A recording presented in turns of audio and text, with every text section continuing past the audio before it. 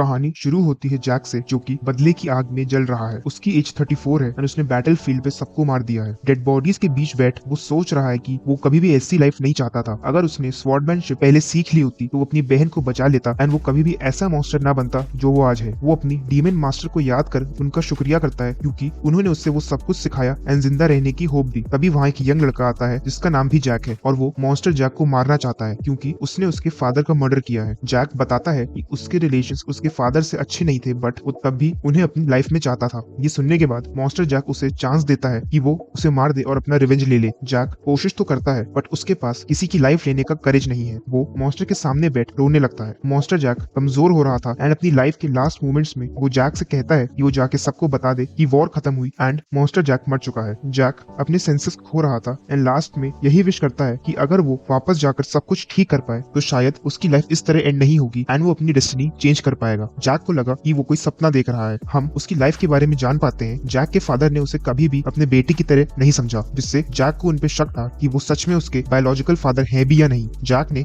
अपनी माँ को केवल पिक्चर्स में ही देखा था। जैक की एक बड़ी बहन है जिससे वो एम्पायर जाने से नहीं बचा पाया, जहाँ उसे बहुत परेशान किया गया। इन सभी इवेंट्स के बाद जैक एक मर्सिलेस मॉन्स्टर बन गया जिसने अपने रिवेंज के लिए टल्कन एम्पायर, जो कि सबसे फेमस एंड पावरफुल एम्पायर था, उसे डिस्ट्रॉय किया एंड वो सभी लोग जो टल्कन एम्पायर से जुड़े थे उन्हें मार डाला। जैक रियलिटी और ड्रीम में डिफरेंस नहीं कर पा रहा था। हम देखते हैं कि जैक वापस पास्ट में आ चुका है एंड उसे इसका विश्वास नहीं हो रहा था कि वो वापस 14 साल का हो गया है। जैक अपनी फैमिली के बारे में सोचता है। जैक का पूरा नाम जैक वैलेंटियर है। वो मार्की हाउस ऑफ वैलेंटियर का सबसे छोटा बेटा है। उसके फादर उसे क्रैश समझते हैं। उसका बड़ा भाई, जो कि उसके फादर की सेकंड वाइफ का बेटा है, हमेशा उसे बुली करता है एंड उसे चैन से जीने नहीं देता। उसकी सगी बड़ी बहन एलिजाबेथ ही केवल उसकी केयर करती है। एक दिन जैक रोज गार्डन में बैठा था जिसे वो एग्जाइल कहता है क्योंकि उस जगह का काम उसे बाकी लोगों से दूर रखने का है जहाँ गार्ड्स उस पर हर समय नजर रखते हैं। जैक को किसी भी गार्ड पर विश्वास नहीं था बट एक इंसान था जिस पर वो आंख बंद कर ट्रस्ट करता था, रॉन, जो कि मार्की हाउस ऑफ वैलेंटियर का बटलर है। जैक मार्की हाउस का सक्सेसर नहीं बनना चाहता था और इसलिए वो सेफ था बट उसके बड़े भाई फेलोन वैलेंटियर ने कभी भी उसे मैजिक नहीं सीखने दिया और इसलिए 14 की एज में भी उसकी बॉडी में मैना नहीं है। जैक रॉन का लाया हुआ जूस पी रहा था, तभी फेलोन आता है एंड उसके सर पर मारता है। जैक को अपनी लास्ट लाइफ के इवेंट्स याद आ जाते हैं एंड उसकी हेट्रेड जाग जाती है। फेलोन जैक को उसे ग्रीट करने के लिए कहता है क्योंकि वो उसका सेकंड ब्रदर है। जैक को अपनी लास्ट लाइफ के मूवमेंट्स याद आते हैं जिसमें फेलोन ने उस पर पानी डाल दिया था एंड कहा था कि अगर उसने स्वॉर्ड टेक्निक्स या मैजिक सीखा तो वो उसे मार देगा। जैक की बड़ी बहन एलिजाबेथ, जो कि उसे बहुत प्यार करती थी, वो सक्सेसर नहीं बन सकती थी एंड उसकी डेस्टिनी पहले से ही डिसाइडेड है कि उसे शादी कर मार्की हाउस की इज्जत बढ़ानी होगी। फेलोन एलिजाबेथ को अपने मतलब के लिए यूज करना चाहता था। ये सब सोच जैक को गुस्सा आता है। लास्ट लाइफ में वो कुछ नहीं कर सका बट अब वो फेलोन को सबक सिखाना चाहता था। फेलोन उसे पंच करने आता है बट वो डॉज कर उसे दूर फेंक देता है। फेलोन ये देख कि जैक उससे फाइट कर पा रहा है अपनी स्वॉर्ड निकालता है बट रॉन वहाँ आता है एंड फेलोन से मैजिक अटैक ना करने की रिक्वेस्ट करता है। फेलोन रॉन को पंच करता है एंड जैक को मारने की धमकी देता है, जिस पर जैक फेलोन से कहता है कि क्या उसे केवल बातों से लड़ना आता है। फेलोन जैक पर स्वॉर्ड से अटैक करता है बट उसे स्वॉर्ड चलाना नहीं आता था। जैक उसके अटैक को डॉज करता है एंड समझ जाता है कि फेलोन का मैजिक लेवल 3rd सर्कल पर है और उसे पुश करता है। जैक फेलोन से उस पर किए हुए टॉर्चर का बदला लेना चाहता था। सोल्जर्स जो वहाँ उन्हें देख रहे थे उन्हें रोकने के लिए बढ़ते हैं बट जैक उन्हें बीच में ना आने के लिए वार्न करता है। वो फेलोन को पॉन्ड के पास ले जाता है जिसमें वो उसका सर डुबोता है। फेलोन के मुंह पर डर साफ दिखाई दे रहा था। जैक याद करता है कि कैसे उसकी प्यारी बहन की शादी 4th इंपीरियल प्रिंस से हो जाती है, जो कि उसे मिसट्रीट करता है एंड शादी को फेक बताता है और उसे स्लेव बनाकर रखता है। फेलोन सक्सेसर बनने के लिए अपने फादर का भी मर्डर कर देता है एंड धीरे धीरे पूरा मार्की हाउस डिस्ट्रॉय हो जाता है। जैक फेलोन को पानी में डुबोते हुए उसे फैमिली की वैल्यू समझाता है। वो उसे पंच करने जा ही रहा होता है बट रॉन के कहने पर फेलोन को छोड़ देता है और उसका सर फोड़ देता है। इसके बाद सोल्जर्स फेलोन को मैंशन में ले जाते हैं जहाँ उसकी माँ उसे इस हाल में देखकर घबरा जाती है। केवल उसकी माँ ही नहीं बल्कि मैंशन के सारे लोग ये जानना चाहते थे कि फेलोन का ये हाल कैसे हुआ। फेलोन मार्की हाउस का सक्सेसर है बट इस इंसिडेंट के बाद उसे पानी से डर लगने लगता है एंड उसकी कंडीशन भी बहुत बुरी है। मैंशन में ये र्यूमर है कि फेलोन की ये हालत जैक ने की है, जिसके पास मैना भी नहीं है। जैक, जिसका सब लोग मजाक बनाते थे, आज वो सबकी बातों का मेन टॉपिक बन चुका है। उसके फादर, जो कि उसकी पावर से हैरान थे, उससे मिलकर बात करना चाहते थे। जैक रॉन की बनाई हुई चाय पी रहा था, तभी वहाँ एक सर्वेंट मैसेज देने आती है कि लॉर्ड मार्की जैक से मिलना चाहते हैं। रॉन जैक के साथ जाना चाहता था बट जैक अकेले ही चला जाता है। जब वो वहाँ जाता है तो नाइट्स उसका रास्ता ब्लॉक कर देते हैं एंड उसे वेट करने के लिए कहते हैं। जैक उस नाइट को किक करता है एंड उसे लॉर्ड को ये बताने के लिए कहता है कि अगर वो उससे मिलना चाहते हैं तो उन्हें उसके पास आना होगा। ये सुनकर नाइट्स हैरान रह जाते हैं बट लॉर्ड समझ जाता है कि जैक बदल चुका है और अब वो पहले जैसा नहीं रहा। लॉर्ड मार्की जैक के पास जाते हैं एंड वो याद करता है कि उसके फादर बिल्कुल भी नहीं बदले। उन्होंने लास्ट लाइफ में उसे मारने की कोशिश की थी क्योंकि वो घर से भाग गया था। जैक को अपने एक्शंस पर कोई भी पछतावा नहीं है एंड वो लॉर्ड से भी बदतमीजी से बात करता है। उसके फादर उसमें मैना चेक करते हैं बट उन्हें उसमें मैना का कोई भी ट्रेस नहीं मिलता। उन्हें लगा कि जैक ने फेलोन फेलॉन को मार्शल आर्ट्स यूज करके डिफीट किया है एंड वो वहाँ से चले जाते हैं। जैक अपनी सेकंड मदर को टीज करता है बट वो अपने फादर के रिएक्शन से सरप्राइज्ड भी है। हम देखते हैं कि रॉन एक लेटर पढ़ रहा है जो कि लॉर्ड ने भेजा है। इसमें जैक की पनिशमेंट के बारे में बताया है कि उसे 20 दिन के लिए जेल में रहना होगा और इसके बाद उसे किंगडम्स अकेडमी में अपनी कंपलसरी एजुकेशन के लिए जाना पड़ेगा। जैक अकेडमी जाना चाहता है क्योंकि उसके मास्टर के वहाँ काफी स्ट्रॉन्ग कनेक्शंस हैं जिससे वो पावरफुल बन पाएगा। जैक पनिशमेंट एक्सेप्ट करता है एंड गार्ड्स के आने से पहले ही खुद ही प्रिजन में चला जाता है। वहाँ वो सोचता है कि फेलॉन सारी नोबल पार्टीज में जाता है एंड एंजॉय करता है बट उसे ये सब करना अलाउड नहीं है एंड उसे अपने ही घर में जेल में रहना पड़ रहा है। वो सोचता है कि लॉर्ड इस मैटर को दबाने के लिए एक सिनेरियो बनाएगा कि जैक ने ब्लैक मैजिक यूज कर फेलॉन पर अटैक किया है। जैक अभी वीक है एंड प्रिजन में डिसाइड करता है कि उसे स्ट्रॉन्ग बनना है ताकि वो रॉन, एलिजाबेथ एंड अपनी मास्टर को प्रोटेक्ट कर सके एंड इसके लिए उसे अकेडमी में जाना होगा और उसे किसी तरह 2 दिन में ही प्रिजन से निकलना होगा। हम जान पाते हैं कि मैना यूजर 10 रैंक में डिवाइडेड है। पहले से तीसरे सर्कल यूजर बिगिनर्स हैं, चौथे से छठे सर्कल यूजर्स एक्सपर्ट्स एंड 7वें से 9वें circle users high circle users हैं एंड जो 10वें सर्कल को अचीव कर लेते हैं उन्हें सुपर ह्यूमंस कहा जाता है। जैक अपनी पास्ट लाइफ की नॉलेज से 2 घंटे में ही पहला मैजिक सर्कल क्रिएट कर लेता है। तभी उसे वहाँ किसी के आने की आवाज आती है बट वो और कोई नहीं, उसकी बहन एलिजाबेथ ही है। जैक उसे देख बहुत खुश होता है एंड उसे वहाँ से उसके साथ भागने के लिए कहता है क्योंकि वो जानता था कि उसकी बहन को घर में कैसे ट्रीट किया जाता है। बट एलिजाबेथ बहुत काइंड है एंड वो पूरे घर को एक साथ खुश देखना चाहती है बट उसे नहीं पता था कि घर में सब उसे यूज कर रहे हैं। जैक पास्ट के बारे में सोचता है कि कैसे उसने 4th इंपीरियल प्रिंस को टॉर्चर किया क्योंकि उसने एलिजाबेथ को स्लेव की तरह रखा था। जैक एलिजाबेथ से पीछे हटने के लिए कहता है एंड मैजिक से प्रिजन तोड़ देता है। वो उसे गले लगाता है एंड कहता है कि इस बार वो सब ठीक कर देगा पर एलिजाबेथ कुछ भी समझ नहीं पा रही थी। फ्लैशबैक में हम देखते हैं कि वैलेंटियर हाउस खत्म होने की कगार पर है। टल्कन एम्पायर ने एलिजाबेथ की फैमिली को बंदी बना लिया है। एलिजाबेथ जो कि टल्कन एम्पायर के 4th प्रिंस की वाइफ है उससे उसकी फैमिली को छोड़ने की भीख मांगती है बट वो उसकी एक भी नहीं सुनता। एलिजाबेथ 3 दिन लगातार बारिश में उनसे मर्सी की भीख मांगती है। फाइनली टल्कन किंग उसकी बात मान लेता है बट इसके बदले 4th Prince, 3rd Prince and emperor उससे अपना स्लेव बना लेते हैं। प्रेजेंट टाइम में जैक एलिजाबेथ से प्रॉमिस करता है कि उसे अब खुद को सैक्रिफाइस नहीं करना पड़ेगा। एलिजाबेथ लॉर्ड के पास जाती है एंड जैक को छोड़ने की रिक्वेस्ट करती है एंड बताती है कि वो एक ब्लैक मैजिक यूजर नहीं है। लॉर्ड बताता है कि वो ये बात जानता है एंड उसने लोगों का मुंह बंद करने के लिए ये झूठ बोला है। वो कहता है ये वो जैक को छोड़ देगा बट एलिजाबेथ को अपनी डेस्टिनी एक्सेप्ट करनी पड़ेगी। एलिजाबेथ ये सोचकर दुखी होती है कि उसकी फेट पहले से ही डिसाइडेड है एंड वो कुछ भी नहीं कर सकती। नेक्स्ट हम देखते हैं कि एक सोल्जर जैक को बताता है कि उसे छोड़ दिया गया है। जैक उस सोल्जर के बिहेवियर से खुश नहीं था। वो उस सोल्जर को बुरी तरह मारता है एंड वहां से चला जाता है। रॉन उसे देखकर खुश होता है बट उसके कपड़ों पर लगे ब्लड को देख उसकी चिंता करने लगता है पर जैक बताता है कि वो ब्लड उसका नहीं है। तभी वहाँ एक पेज आता है जिसे लॉर्ड मार्की ने जैक पर नजर रखने के लिए अपॉइंट किया है। उसका नाम जेम्स है। जेम्स एक 4th सर्कल नाइट है एंड वो जैक से प्रिजन में हुई फाइट के बारे में पूछता है। जैक फाइट के बारे में पूछे जाने पर काफी गुस्सा होता है एंड जेम्स से उसकी लॉयल्टी बदल लॉर्ड को छोड़ उसे सर्व करने के लिए कहता है। जैक उसे रिपोर्ट चेंज करने के लिए कहता है एंड वार्न करता है कि अगर किसी को भी इस फाइट के बारे में पता चला तो वो जेम्स का जीना मुश्किल कर देगा। जैक रॉन का बनाया हुआ डिनर कर रहा होता है एंड उसे बताता है कि वो उस पर सबसे ज्यादा ट्रस्ट करता है। लास्ट लाइफ में रॉन ने जैक को बचाने के लिए खुद को सैक्रिफाइस किया था। जैक जानता था कि रॉन एक 9th सर्कल मैजिशियन है एंड वो उससे उसकी बहन एलिजाबेथ को प्रोटेक्ट करने की रिक्वेस्ट करता है। जैक 4 साल के लिए अकेडमी जाने वाला था एंड वो चाहता था इस टाइम में रॉन एलिजाबेथ का ध्यान रखे। तभी वहाँ जेम्स आता है जो जैक को बताता है कि उसने रिपोर्ट चेंज कर दी है एंड सोल्जर की हालत एक एक्सीडेंट बता दिया है। जैक ये सुनकर खुश होता है एंड जेम्स से स्वॉर्ड लाने को कहता है। वो जेम्स से स्वॉर्ड फाइट करना चाहता था एंड रॉन से शर्त लगाता है कि अगर वो इस फाइट में बिना एक भी हिट लिए जीत गया तो रॉन को उसकी रिक्वेस्ट माननी होगी। जेम्स जैक से फाइट नहीं करना चाहता था क्योंकि उसे डर था कि अगर जैक को चोट लग गई तो बाद में उसे प्रॉब्लम्स फेस करनी पड़ेंगी। जैक ये आइडिया देता है कि उन्हें एक ऐसी जगह फाइट करना चाहिए जहां उन्हें कोई भी ना देख पाए। रॉन उन्हें एक बेसमेंट में ले जाता है जिसे जैक की मदर ने उसकी ट्रेनिंग के लिए बनवाया था बट जैक वहां कभी गया ही नहीं क्योंकि उसे ट्रेनिंग करना अलाउड नहीं था। फाइट लकड़ी की स्वॉर्ड से स्टार्ट होती है एंड जैक जेम्स पर अटैक करता है। जेम्स उसके अटैक को डॉज करता है बट फास्ट मूवमेंट से जैक जेम्स के गले पर स्वॉर्ड रख उसे डिफीट कर देता है। जैक जेम्स से फाइट को सीरियसली लेने के लिए कहता है। वहीं रॉन जैक की मूवमेंट्स देख हैरान था। वो ये नहीं समझ पा रहा था कि जैक जिसने कभी भी स्वॉर्ड नहीं चलाई वो इतनी परफेक्ट मूवमेंट से फाइट कैसे कर पा रहा है। रॉन जैक को देख सोचता है कि एक जीनियस भी इस लेवल तक स्किल्ड नहीं हो सकता है। इस बार फाइट रियल स्वॉर्ड एंड मैना यूज से होगी। जैक जो कि मैना यूज करना बहुत अच्छे से जानता था वो मैना के स्पेशल यूज से एक ही अटैक में जेम्स को डिफीट कर देता है। जेम्स ये समझ नहीं पा रहा था कि एक 1st सर्कल 4th सर्कल को कैसे हरा सकता है। जैक रॉन से उसकी बहन को प्रोटेक्ट करने के लिए कहता है और जेम्स को उसका हाउंड बनने के लिए कहता है। वो जेम्स से कहता है कि उसका हाउंड बनकर उसे ज्यादा पावर और अथॉरिटी मिलेगी एंड बदले में उसे जैक के एनिमीज को मारना होगा। जेम्स के ये पूछने पर कि उसे किसे मारना है जैक फेलॉन की तरफ इशारा करता है एंड उसे एक दिन देता है ये डिसाइड करने के लिए कि वो किसके लिए लॉयल रहना चाहता है। साथ फेलॉन को असैसिनेट करने का ऑर्डर भी देता है। आगे हम देखते हैं कि रॉन जैक की मसाज कर रहा है और उससे पूछता है कि क्या जेम्स विश्वास करने लायक है क्योंकि जो भी उसने जेम्स से कहा उसकी खबर अब तक मार्शनेस को हो चुकी होगी। ये सुनकर जैक हंसता है पर रॉन कहता है है कि मार्शनेस मौके की तलाश में है और अगर उसे पता चला कि जैक कल अकेडमी के लिए निकल रहा है तो वो उसे जान से मारने की कोशिश जरूर करेगी। जिस पर जैक कहता है कि वो कोशिश जरूर कर सकती है पर वो उसे छू भी नहीं सकती। वो बताता है कि फेलोन के साथ जो कांड हुआ है उससे मार्शनेस गुस्से में जरूर है पर एलिजाबेथ को कंट्रोल करने के लिए उसे जैक की जरूरत है। जैक कहता है कि मार्शनेस भले ही उसे मार नहीं सकती पर वो उसे सबक सिखाने के लिए कुछ न कुछ जरूर करेगी। जैक कॉन्फिडेंस से बताता है कि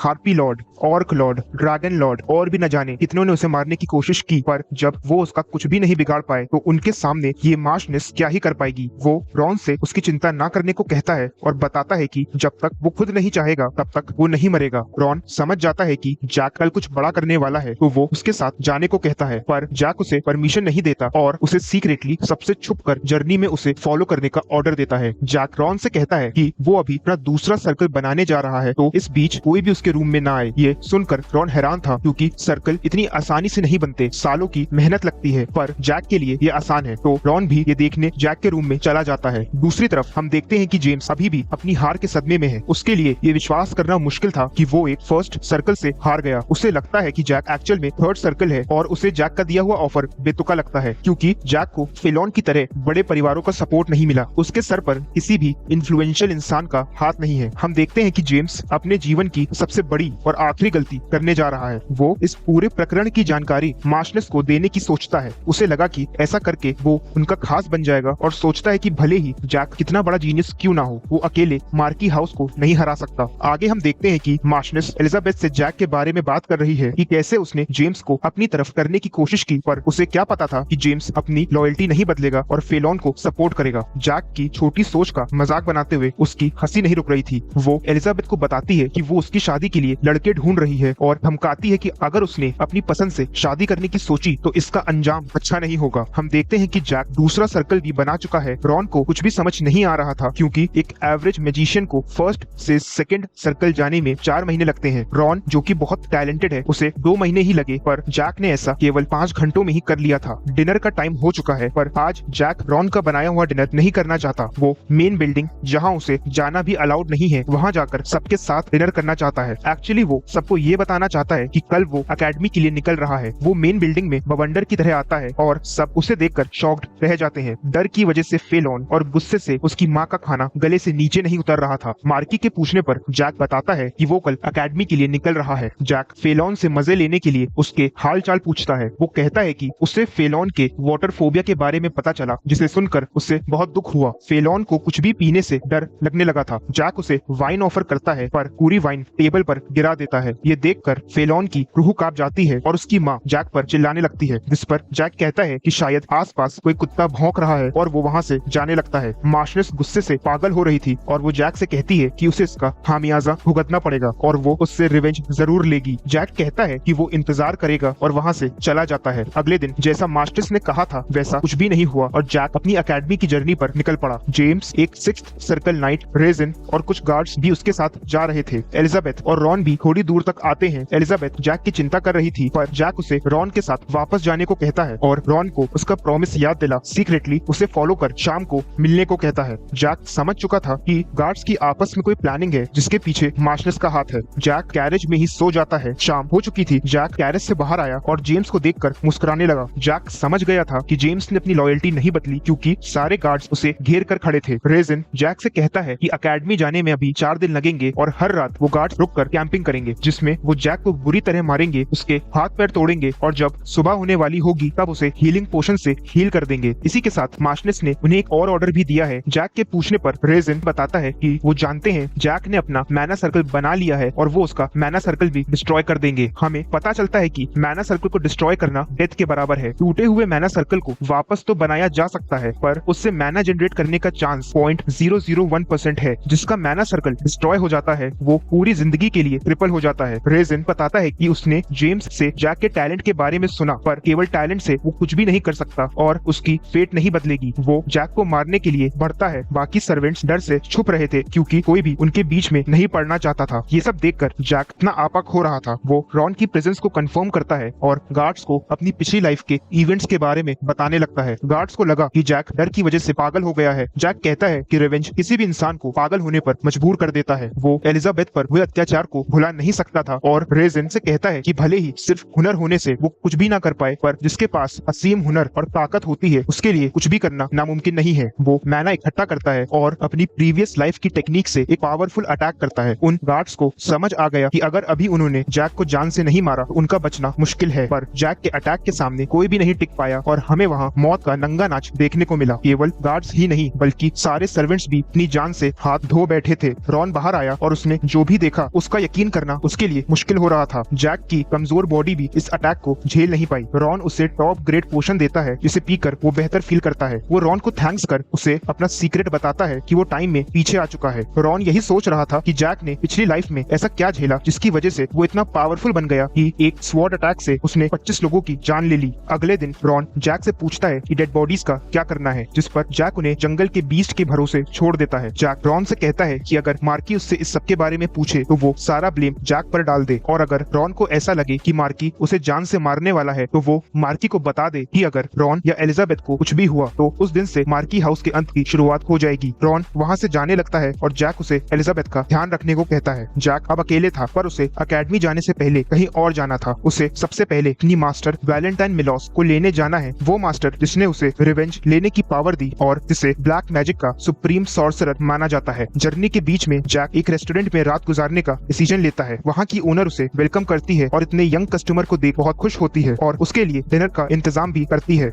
वहाँ बैठे कुछ लोग यही बात कर रहे थे कि मार्की की सुपर एलीट फोर्स को जंगल के सारे मैजिकल बीस्ट डिस्ट्रॉय करने का ऑर्डर मिला है। उन सोल्जर्स के साथ कई मर्सनरीज भी जाएंगे क्योंकि फॉरेस्ट बहुत से मैजिकल बीस्ट का घर है। बीस्ट जैसे कि ऑग्र, ऑक्स, गॉब्लिन्स, हार्पीज और पता नहीं क्या क्या। बात करते करते वो मार्की हाउस के तीसरे बेटे यानी जैक पर चर्चा करने लगते हैं। वो कहते हैं कि जैक एक ब्लैक मैजिक यूजर है जिसे अपने ही घर में प्रिजन में रहना पड़ा। वो उसका मजाक बना रहे थे और जैक उनकी बातों को सुन मुस्कुरा रहा था। तभी ओनर उसके लिए खाना लाती है और कहती है कि लोग अक्सर अफवाहों पर यकीन कर लेते हैं बिना पूरा सच जाने। जैक कहता है कि कभी कभी अफवाहें भी सच होती हैं। ओनर जवाब देती है कि जैक इतना अट्रैक्टिव है तो शायद ब्लैक मैजिक वाली अफवाह झूठी होंगी। वो जानती थी कि उसके सामने जैक वॉलंटियर बैठा है। ये सुन जैक हैरान था और ओनर की अपीयरेंस देख वो समझ जाता है कि वो एडवेंचरर गिल्ड की ब्रांच मैनेजर है जो साथ ही साथ रेस्टोरेंट भी मैनेज कर रही है। गिल्ड्स एडवेंचरर्स को हायर कर उन्हें कई तरह की जॉब्स देती है जैसे मॉन्स्टर हंटिंग और बैटल फाइट्स। उस रेस्टोरेंट की बाजू वाली बिल्डिंग एडवेंचरर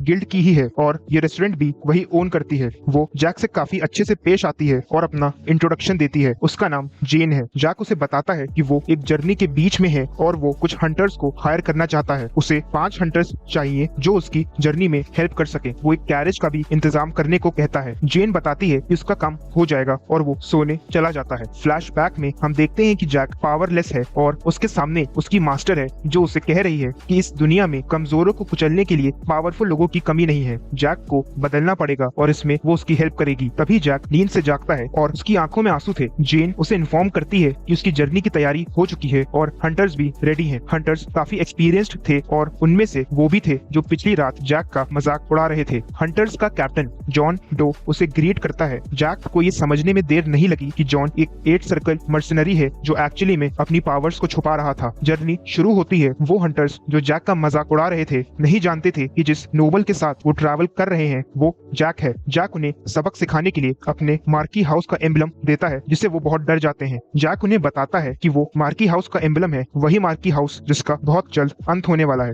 जैक उन्हें पुरानी बातें भूलने को कहता है पर साथ ही उन्हें पावर डिफरेंस भी समझा देता है। रात में वो लोग कैंपिंग करते हैं जहाँ जैक उन्हें ड्रैगन्स की स्टोरी बताता है। सबको लगता है कि ड्रैगन्स अब इस दुनिया में नहीं है और उनकी जगह केवल पुरानी किताबों की कहानियों में है, पर जैक बताता है कि ऐसा नहीं है और उनके कॉन्टिनेंट में ही 16 ड्रैगन्स हैं। टल्कन एम्पायर के पास भी एक बेबी ड्रैगन है। ड्रैगन्स का एक ही मिशन है, ब्लैक सी के बैरियर की सुरक्षा करना जो ईस्टर्न और वेस्टर्न कॉन्टिनेंट को सेपरेट करता है। जैक की बातें सुन सब उस पर हंस रहे थे और किसी को भी उसका विश्वास नहीं हो रहा था। जैक नहाने चला जाता है पर उसे एक बात खटक रही थी कि उसके साथ एक 8 सर्कल मर्सनरी ट्रैवल क्यों कर रहा है। 8 सर्कल मर्सनरी बहुत पावरफुल होते हैं। कंट्री की सबसे एलीट फोर्स का कैप्टन भी 8th सर्कल है। उसने जॉन के बारे में पहले कभी भी नहीं सुना था तो उसे शक था कि जॉन टल्कन एम्पायर का स्पाई है। वो अपना शक दूर करना चाहता था और इसलिए सीधे जॉन से जाकर पूछता है कि वो जो इतना पावरफुल है उसे फॉलो क्यों कर रहा है। जॉन के साथी ये सुनकर हैरान थे। जैक जॉन से कहता है कि वो सच सुनना चाहता है और अगर जॉन की बातों से वो सेटिस्फाई नहीं हुआ या जॉन टल्कन एम्पायर का स्पाई निकला तो वो उसे वही मार देगा। वो जॉन को अपनी बात कहने के लिए 1 मिनट का समय देता है। जॉन को अपनी सिचुएशन का अंदाजा हो गया था। था। ये बिल्कुल ऐसा था जैसे एक हिरण शेर के सामने हो। जैक का दिया हुआ समय और उसका सब्र दोनों खत्म हो रहे थे। तभी जॉन अपनी स्टोरी बताना शुरू करता है। जॉन और जेन एक दूसरे से बहुत प्यार करते हैं। जेन एक नोबल है पर जॉन कॉमनर था, इसीलिए उनका साथ रहना इम्पॉसिबल है। जॉन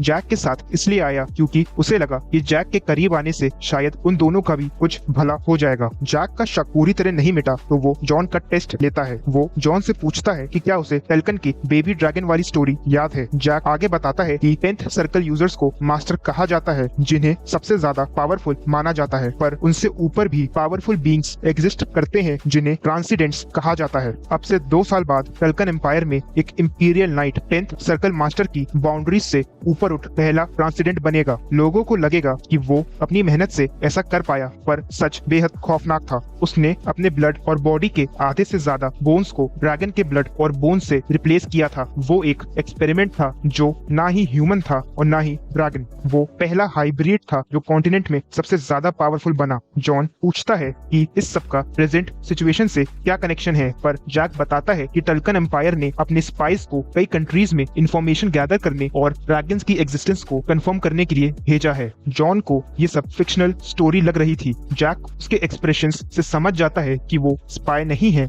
और वहाँ से जाने लगता है। तभी अचानक वो पीछे घूमकर जॉन पर तलवार तान देता है। जॉन का हाथ उसकी स्वॉर्ड की तरफ जा रहा था। जैक उसे वार्न करता है कि ये पहली और आखिरी बार है जब वो उसे छोड़ रहा है। अगर फिर कभी उसने अपनी ब्लड लस्ट ऐसे रिलीज करी तो वो उसके साथ बाकी सबको भी मौत के घाट उतार देगा। माहौल थोड़ा शांत हुआ और जैक सोने चला गया। जॉन के साथी उसकी सिचुएशन समझते हैं और ये जानकर कि उनका लीडर इतना पावरफुल है, उन्हें उस पर बहुत गर्व होता है। जॉन अभी भी कांप रहा था। जब जैक ने उसे वार्निंग दी तो उसे लगा कि वो अपनी पैंट गीली कर देगा, पर जैक ने जो भी स्पाइस और ड्रैगन्स के बारे में कहा वो इस बारे में और जांच पड़ताल करना चाहता था। दूसरी तरफ मार्की को खबर मिलती है कि जैक के साथ गए सभी गार्ड्स और सर्वेंट्स फॉरेस्ट में डेड मिले हैं। डेड बॉडीज की हालत देख ऐसा लग रहा है कि किसी ने उन्हें बहुत एडवांस्ड मैजिक से मारा है। मार्की चिंता में है क्योंकि ये सब तभी हुआ जब एलीट फोर्सेस फॉरेस्ट में बीस्ट को मारने गई हैं। उसे किंग और ड्यूक पर शक है। वो अपने इन्फॉर्मर गोंजालेस से इस बारे में पता लगाने को कहता है। उसे जब पता चला कि जैक बच गया क्योंकि उसकी बॉडी नहीं मिली थी तो वो उसे वापस लाने का ऑर्डर देता है और गोंजालेस को पूरी अथॉरिटी देता है। मार्की को लगा कि शायद जैक इस सब के बारे में कुछ जानता हो और इसी बहाने जिंदगी में पहली बार वो मार्की के किसी काम आ पाएगा। जैक की जर्नी खत्म होने को आई और वो माउंटेन्स पर पहुंच चुका था। वो जॉन को पेमेंट कर उस पर डाउट करने के लिए माफी मांगता है। जॉन उससे कहता है कि वो उसके टैलेंट से बहुत इम्प्रेस्ड है, पर ऐसे लोग जिन्हें पावरफुल फैमिलीज का सपोर्ट नहीं मिलता वो जल्दी ही मारे जाते हैं। वो उसे मर्सनरी बनने का ऑफर देता है क्योंकि ऐसे वो सेफ और कंफर्टेबल लाइफ जी सकता था। जैक कहता है कि वो कितना पावरफुल है ये तो जॉन अब तक जान ही चुका होगा, पर वो जॉन के बिहेवियर से खुश था और इसलिए उसे एक टिप देता है और बताता है कि आने वाले कुछ सालों में वेस्टर्न कॉन्टिनेंट में कुछ बड़ा ही विचित्र होगा,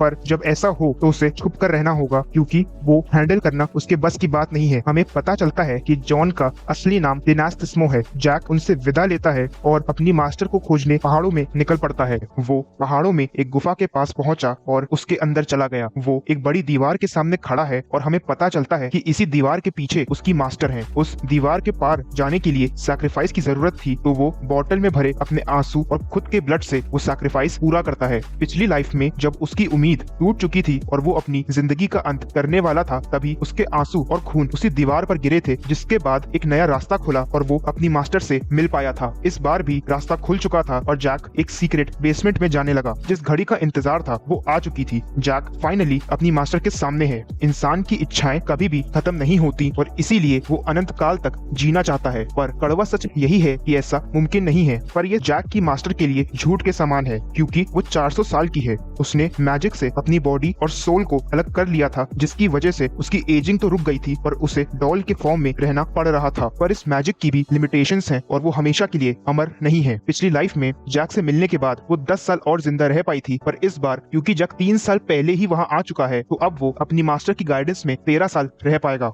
मास्टर जैक से पूछती हैं कि वो कौन है, इस पर वो खुद को उनका डिसाइपल बताता है। मास्टर सोचने लगी कि उनका ऐसा कौन सा डिसाइपल है जिसके बारे में उन्हें खुद ही नहीं पता, पर जैक उन्हें बताता है कि वो उनका ही डिसाइपल है जो फ्यूचर से आया है। मास्टर को कुछ भी समझ नहीं आ रहा था और वो जैक को उनसे मजाक ना करने की वार्निंग देती है। जैक समझ जाता है कि अब खुद को प्रूफ करने के लिए बस एक ही तरीका है और वो अपनी स्वॉर्ड निकाल लेता है। जैक अपनी टेक्निक सोल ऑरा का यूज करता है, जिसे देख मास्टर हैरान हो जाती है। वो उस टेक्निक से मास्टर की चेन्स को तोड़ उन्हें वहाँ से फ्री करना चाहता है। मास्टर उसे वार्न करती हैं कि अगर उसकी चेन्स टूटी तो वो जगह भी ढह जाएगी। जैक आउटकम्स के लिए तैयार था और चेन्स तोड़ने के लिए अटैक करता है। हमें पता चलता है कि मास्टर को वहाँ जूलियस एस्लिन ने कैद किया है, जिसे उनके समय का हीरो कहा जाता था। मास्टर को उनकी इच्छा के खिलाफ रोकना नामुमकिन है, इसीलिए उसने उनसे वादा किया था कि वो उन्हें लेने जल्दी ही वापस आएगा, पर उसने मास्टर को धोखा दिया और कभी भी उन्हें लेने नहीं आया। कई साल बीत गए और मास्टर को भी रियलाइज हुआ कि हीरो ने उन्हें त्याग दिया है।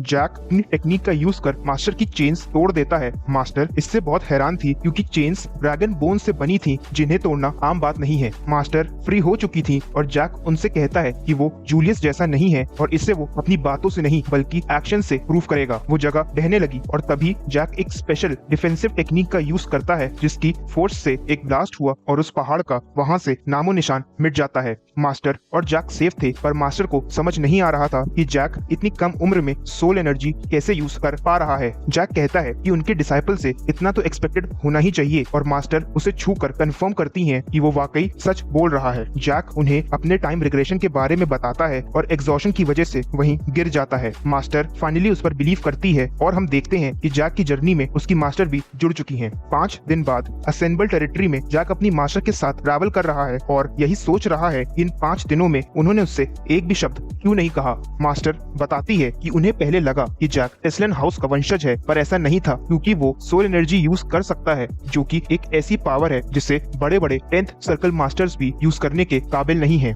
उन्हें ये भी पता है कि जैक के हाथों पर इतने लोगों का खून है जिसकी कल्पना भी नहीं की जा सकती, पर वो जैक से एक सवाल करती हैं जिसके बारे में उसने आज से पहले कभी भी नहीं सोचा था। वो पूछती हैं कि आखिर उसे ही समय में पीछे आने का मौका क्यों दिया गया, और क्या हो अगर किसी ने उसे जानबूझकर मैजिक से इस समय में वापस बुलाया हो। इस सवाल का उसके पास कोई भी जवाब नहीं था। वो कहता है कि वो अपनी पावर से ऐसा नहीं कर सकता था, और अगर सच में उसे किसी ने इस टाइम में वापस बुलाया है तो वो इंसान एक ना एक दिन उससे जरूर मिलेगा। आगे हम देखते हैं कि जब भी जैक अपनी पावर्स यूज करता है तो इसका उसकी बॉडी पर बुरा असर पड़ता है। कई हेल्थ पोशंस लेने के बाद भी वो पूरी तरह स्वस्थ नहीं हो पाता है, और इसीलिए वो एक कॉमरेड चाहता है जिस पर वो ट्रस्ट कर सके और जो उसे प्रोटेक्ट करने के काबिल हो। वो स्वॉर्ड खरीदने जा रहा था कि तभी एक लड़की उससे टकरा जाती है। वो लड़की जैक से माफी मांगती है और जैक भी उसे सॉरी बोलने जा ही रहा था कि तभी वो कुछ ऑब्जर्व करता है। जैक उस लड़की को पैसे देकर उसे उसका कॉमरेड बनने के लिए कहता है। वो लड़की पैसे देखकर घबरा जाती है और जैक को वो पैसे वापस लौटाती है। जैक उसे छोटा अमाउंट देता है, जिसके बदले वो उसे अपने फूल देकर वहाँ से चली जाती है। जैक को लगा नहीं था कि उसे उसका कॉमरेड ऐसी जगह पर मिलेगा। तभी मास्टर कहती है कि उन्होंने भी बहुत टाइम बाद एक वेम्पायर को देखा है। जैक को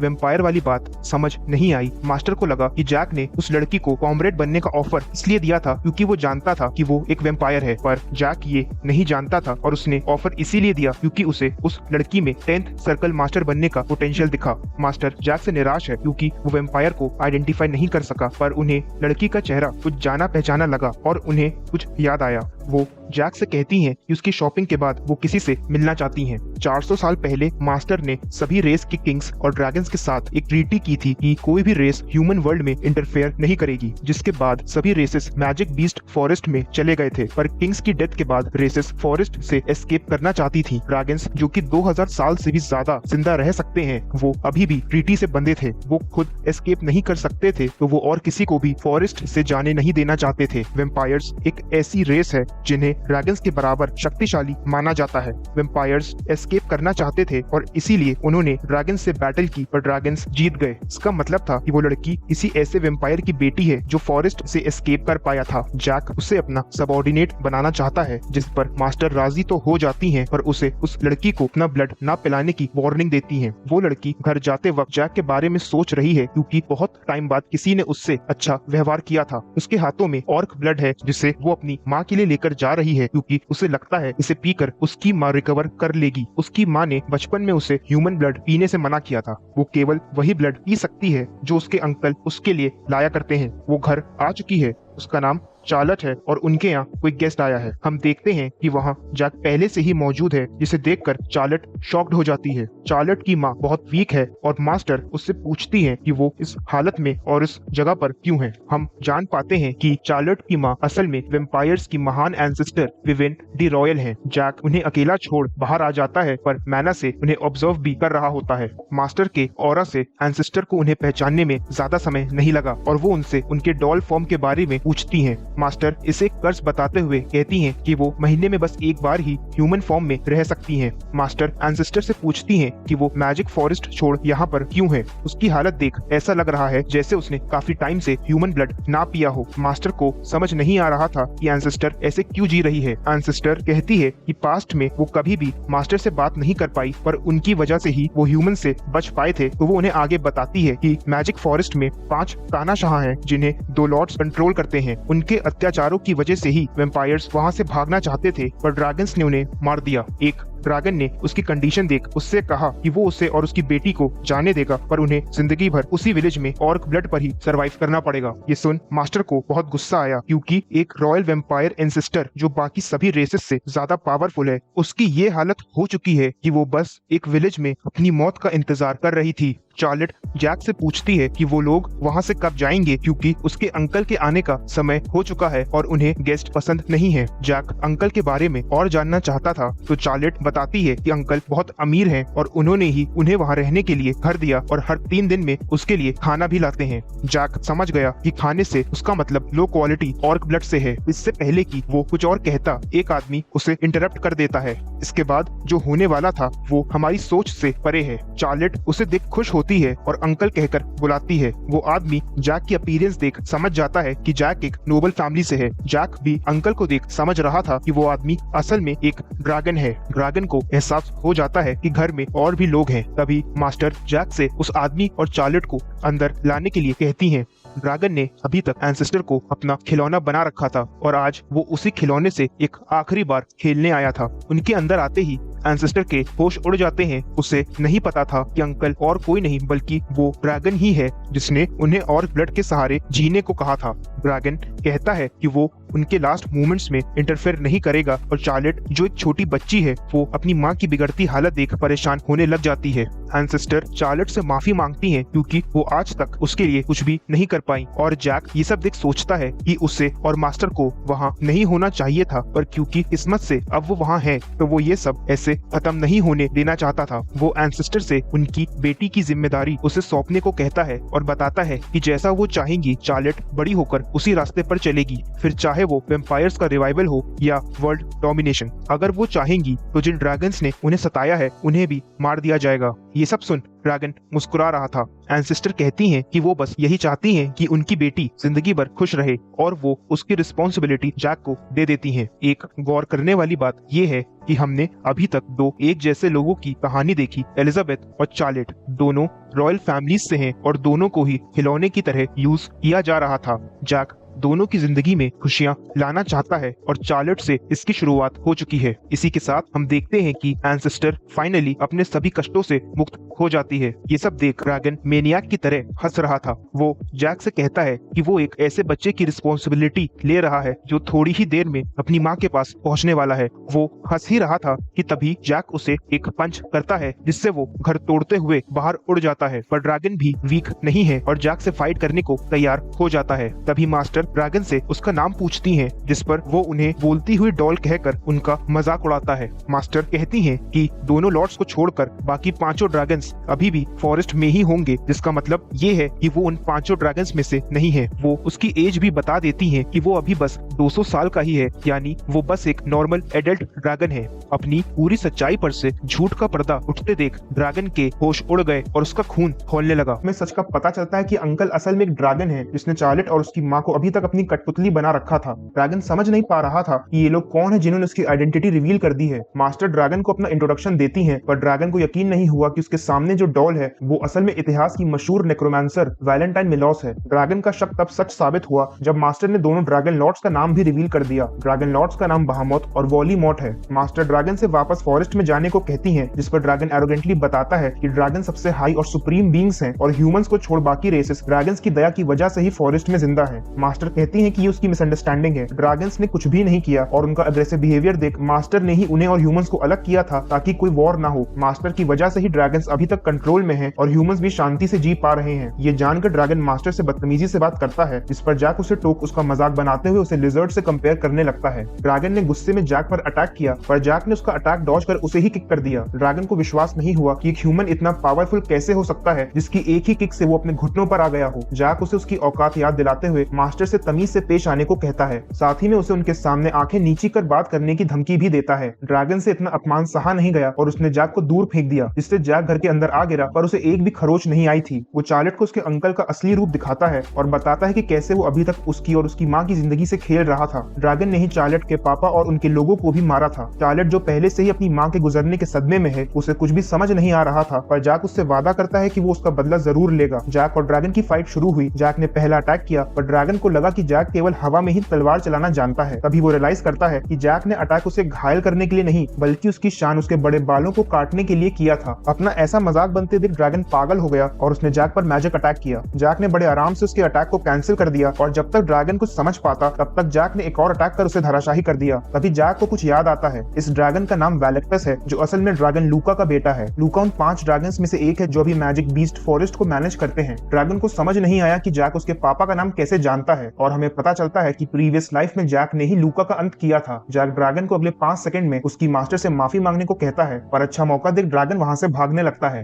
ड्रैगन बहुत डरा हुआ है और वहां से निकल वो बाकी ड्रैगन्स को इन इवेंट्स के बारे में इन्फॉर्म करना चाहता था। तभी जैक अपनी स्पेशल सोल टेक्निक का यूज कर एक वोर्टेक्स क्रिएट करता है, जिससे ड्रैगन का बचना नामुमकिन था। वो वोर्टेक्स ड्रैगन को निगल जाता है और ड्रैगन अपने आखिरी समय में यही सोच रहा था कि आखिर उसका पाला किस मॉन्स्टर से पड़ गया है। इसके बाद हम जैक को एक रॉयल रूम में देखते हैं। उसे अभी अभी होश आया है और उसे नहीं पता कि वो कहाँ है। तभी रॉन वहां आ जाता है, जो जैक को होश में देख बेहद खुश है। जैक रॉन से सबसे पहले चार्लेट और डॉल के बारे में पूछता है, जिस पर रॉन बताता है कि वो लड़की दूसरे रूम में सो रही है और वो डॉल वहीं उनके बीच प्रेजेंट है। जैक मास्टर को ग्रीट करता है और रॉन एक बोलती हुई डॉल को देख बहुत हैरान है, जिस पर जैक बताता है कि ये डॉल उसकी मास्टर है। जैक रॉन को उसकी मास्टर से अच्छे से पेश आने के लिए कहता है और ये भी पूछता है कि वो सब उस जगह पर कैसे पहुंचे। रॉन बताना शुरू करता है कि जब स्कॉट फोर्सेस की डेड बॉडीज माउंटेन्स में मिली तो इसकी जानकारी मार्की को दी गई और उन्होंने इन्वेस्टिगेशन के लिए एक नाइट गोंजल्स को भेजा। गोंजल्स को लगा कि रॉन इस सब के बारे में जानता होगा, तो उसने उसे ट्रैक करना शुरू किया और रॉन को भी इन्वेस्टिगेशन फोर्सेस के साथ जैक को ढूंढने के लिए भेजा गया। जब उन्हें जैक की लोकेशन पता चली और वो असेंबल सिटी पहुंचे तो वहां उन्होंने एक मैजिक एक्सप्लोजन देखा। एक्सप्लोजन की जगह पर उन्हें जैक बहुत बुरी तरह घायल मिला और उन्होंने उसकी ट्रीटमेंट के लिए उसे टेंपल में शिफ्ट कर दिया। तभी उन दोनों को बात करते हुए कोई इंटरप्ट करता है और हम देखते हैं कि गोंजल्स, जो आयरन ब्लड नाइट्स का वाइस कैप्टन है, वो इन्वेस्टिगेशन के लिए जैक से पूछताछ करने आ चुका है। गोंजल्स आते ही अपना रौब दिखाने लगता है। वो जैक का मजाक उड़ाते हुए कहता है कि एक रॉयल फैमिली के लड़के को एक कॉमनर लड़की के साथ घूमना शोभा नहीं देता। वो आगे कहता है कि भले ही जैक फेलॉन जितना होनहार नहीं है, पर फिर भी उसे अपने घर की इज्जत का ध्यान रखना चाहिए। जैक सब कुछ चुपचाप सुन रहा है क्योंकि उसे रॉन से पता चला था कि गोंजल्स से उसकी ट्रीटमेंट के लिए 3 टॉप ग्रेड पोशंस लाया था। इसीलिए जैक डिसाइड करता है कि वो बस 3 बार बेइज्जती सहेगा। एक बार गोंजल्स उसकी बेइज्जती कर चुका है और इसी के साथ पूछताछ शुरू होती है। गोंजल्स हैरान है क्योंकि आज तक जो लड़का उससे डरता था वो आज उससे आंखें मिलाकर बात कर रहा है। वो जैक से एस्कॉर्ट मिशन के बारे में पूछता है क्योंकि उस इंसिडेंट का बस वो ही अकेला सर्वाइवर था। जैक बताता है कि गार्ड्स को बड़े अजीब ऑर्डर्स मिले थे। वो हर रात कैंपिंग कर उसके हाथ पैर तोड़ना चाहते थे। सुबह होने पर उसे फिर से हील किया जाता और ये सिलसिला अगले 4 दिनों तक चलता। गोंजल्स को कुछ भी समझ नहीं आ रहा था तो वो जैक को बीच में ही टोक देता है और इसी के साथ वो जैक की एक और बार बेइज्जती कर चुका था। जैक आगे बताता है कि 6th सर्कल नाइट रेजन उसका मैना सर्कल तोड़ना चाहता था और इसीलिए उसने सेल्फ डिफेंस में उन सबको मार डाला। गोंजल्स को ये सब मजाक लग रहा था और वो जैक से बदतमीजी करने लगता है। तभी रॉन उसे शांति से बैठकर बात करने को कहता है, जिस पर गोंजल्स ने रॉन को ये कहकर धक्का दे दिया कि एक मामूली सा सर्वेंट उसे कैसे हाथ लगा सकता है। गोंजल्स के 3 चांस ओवर हो चुके थे और रॉन से ऐसा बर्ताव करते देख जैक से भी रहा नहीं गया। उसने एक जोरदार पंच से गोंजल्स को हिट किया, जिससे वो तुरंत बेहोश हो गया। जैक रॉन से कहता है कि अब से उसे एक पावरलेस सर्वेंट की तरह जीने की कोई जरूरत नहीं है। रॉन एक 9th सर्कल नाइट है, पर आज तक केवल जैक की सेफ्टी के लिए वो सबके टॉर्चर चुपचाप सहता आ रहा था, पर अब समय बदल चुका है। रॉन गोंजल्स की धुलाई शुरू करता है और उसे सांस लेने का भी मौका नहीं मिल रहा था। रॉन को देख गार्ड्स को भी अपनी आंखों पर विश्वास नहीं हुआ, पर हैरानी की बात यह है कि रॉन जो एक मैजिशियन है, वो मार्शल आर्ट्स का यूज कर गोंजल्स से फाइट कर रहा था। गोंजल्स को सबक सिखाने के बाद जैक उससे बात करने आता है। जैक जानता है कि गोंजल्स एक केपेबल नाइट है। मार्की के सामने उसकी अच्छी रेपुटेशन है और कम उम्र में ही उसने काफी कुछ अचीव किया है। गोंजल्स को जान से मारना उसका टैलेंट वेस्ट करने जैसा है और यही सोचकर जैक उसे एक ऑफर देता है। वो दोनों बात कर ही रहे थे कि तभी मास्टर रॉन के पास आ जाती हैं। उनका सम्मान करते हुए रॉन खुद को इंट्रोड्यूस करता है, पर मास्टर ने उससे कुछ ऐसा कहा जिसे सुनकर उसे जोर का झटका लगा। मास्टर कहती हैं कि रॉन ने स्वॉर्ड फैमिली की एनर्जी इनहेरिट की है। उसने 20 साल पहले ही 9th सर्कल स्टेज को अचीव कर लिया था, जिससे स्वॉर्ड फैमिली में उसकी काफी हायर पोजीशन रही होगी। मास्टर को समझ नहीं आ रहा था कि रॉन जो बड़े आराम से 10 सर्कल मैजिशियन बन सकता है, यहाँ तक कि सोल एनर्जी को भी कंट्रोल कर सकता है, वो एक नॉर्मल सर्वेंट की जिंदगी जीकर जैक को प्रोटेक्ट क्यों कर रहा है। रॉन ने पिछले 19 सालों से मैना यूज नहीं किया है, जब से वो मार्की हाउस में आया था। लास्ट बार उसने मैना यूज अपनी प्रेजेंस को छुपाने के लिए किया था, जब वो जैक को फॉलो कर रहा था। मास्टर को पता चलता है कितना काबिल और पावरफुल होने पर भी रॉन अपने लिए कुछ भी नहीं करना चाहता और बस जैक का सर्वेंट बन उससे प्रोटेक्ट करना चाहता है। मास्टर को अभी तक शक था कि जैक इतना टैलेंटेड कैसे है, पर रॉन से बात कर वो सब समझ जाती हैं। जब स्वॉर्ड फैमिली का एक हाई क्लास वॉरियर जैक को प्रोटेक्ट करने के लिए अपनी जान दांव पर लगा रहा है, तो इसका मतलब जैक बहुत खास है। पर अभी भी जैक बहुत सी चीजों से अनजान था। गोंजाल्स वाइस नाइट कैप्टन बनने के लिए मेहनत कर रहा था और जैक उसे इसी पोजीशन का ऑफर देता है। जैक उसके ऊपर बैठ उसकी तरफ हाथ बढ़ाता है। गोंजाल्स को लगा कि वो मरने वाला है, पर जैक उसमें एनर्जी फ्लो कराने लगता है। जैक को गोंजाल्स के साथ मैजिक सर्कल्स फील हुए जो उसके दिल के पास रोटेट कर रहे थे। इन्हें सर्कल्स कहते हैं, पर इनका शेप डायमंड जैसा है। जैक अपनी स्पेल कास्ट करता है और उसके मैजिक से वहाँ एक और सिमिलर सर्कल फॉर्म होने लगता है। रूम में एक एनर्जी रिलीज हुई, इसके साथ जैक भी अपना काम पूरा कर चुका था। उसने मैजिक से आर्टिफिशियली एक सर्कल बना दिया था, जिसकी वजह से गोंजाल्स अब एक 8 सर्कल मैजिशियन बन चुका है। जैक बताता है कि सर्कल टेम्पररी है और बस 3 से 5 महीने के लिए ही उसकी बॉडी में रहेगा। पर इसी के साथ जैक गोंजाल्स को वार्न करता है कि अगर अब से उसने उसके ऑर्डर्स फॉलो नहीं किए तो वो एक ऐसी मौत मरेगा जिसकी उसने कभी कल्पना भी नहीं की होगी। जैक गोंजाल्स से पूछता है कि उसने ये रूमर्स तो सुने ही होंगे कि उसे ब्लैक मैजिक यूज करना आता है। कुछ टाइम पहले जब जैक को फेलोन की कंडीशन की वजह से मार्की ने प्रिजन में कैद किया था, तब ये रूमर्स फैलाए गए थे कि जैक को ब्लैक मैजिक यूज करना आता है। जैक कहता है कि सभी रूमर्स सच हैं। गोंजाल्स भी ये समझ चुका था क्योंकि artificial magic circle black magic से ही बनाया जा सकता है। गोंजाल्स को अब जैक से डर लगने लगा था और वो चुपचाप उसके ऑर्डर्स सुनने के लिए बैठ जाता है। जैक उसे 2 काम सौंपता है। सबसे पहले उसे मार्की हाउस वापस जाकर ये रिपोर्ट करना है कि स्कॉट्स की डेथ के बारे में जैक कुछ भी नहीं जानता। उसके बाद अगले 3 महीनों में उसे कम से कम 40 ऐसे गार्ड्स और हाई ऑफिशियल्स को मारना होगा जो मार्शनेस की साइड हैं। दूसरा ऑर्डर सुनकर गोंजाल्स के होश उड़ जाते हैं, पर जैक कहता है कि उसका 8 सर्कल केवल दिखावे के लिए नहीं है। गोंजाल्स अब पहले से ज्यादा पावरफुल है, तो उसके लिए गार्ड्स को मारना बेहद आसान होगा। जैक गोंजाल्स को वार्न भी करता है कि जब तक वो उसके ऑर्डर्स फॉलो करेगा, तब तक उसे फ्यूचर में और भी बेनिफिट्स मिलते रहेंगे। वो उसे अब से रॉन का सर्वेंट घोषित करता है और रॉन के सारे ऑर्डर्स बिना कोई सवाल पूछे फॉलो करने को कहता है। इसके बाद जैक तैयार होकर डिनर करने के लिए रॉन के साथ निकलता है कि तभी चार्लेट उसकी तरफ भागते हुए आती है और गले लगकर रोने लगती है। जैक और ड्रैगन की फाइट के बाद वो बहुत डर गई थी और इसीलिए जैक उससे बात करने उसे बाहर ले जाता है। चार्लेट अपनी मॉम की डेथ से दुखी है, पर जैक बताता है कि कम उम्र में उसने भी अपनी मॉम को खो दिया था। इसके बाद रॉन और मास्टर ने ही उसे संभाला। जैक ने मैजिक से हाथ काटा और अपना खून चार्लेट को पिला दिया। जैक उसे उसका सबऑर्डिनेट बन उसके साथ चलने को कहता है और खून पीकर चार्लेट के भी वेम्पायर इंस्टिंक्ट्स जाग जाते हैं। प्रॉपर ह्यूमन ब्लड पीने से उसकी बॉडी रिकवर होने लगी, क्योंकि वेम्पायर्स की यही खासियत होती है। चार्लेट जैक के साथ चलने को तैयार है और इसी तरह जैक को अपना पहला साथी मिल जाता है। डिनर करते वक्त रॉन ये जानकर आश्चर्यचकित है कि जैक ने ही उस ड्रैगन को मारा था। ड्रैगन 10 साल के होने पर ही 5 सर्कल मैना हार्ट बना लेते हैं और 50 साल के होने तक वो मास्टर स्टेज पर पहुंच जाते हैं, यानी उनके पास 10 सर्कल का मैना हार्ट होता है। ड्रैगन्स ड्रैगनॉइड ट्रांसफॉर्मेशन का यूज कर अपने ड्रैगन फॉर्म को ह्यूमन बॉडी में कन्वर्ट भी कर सकते हैं।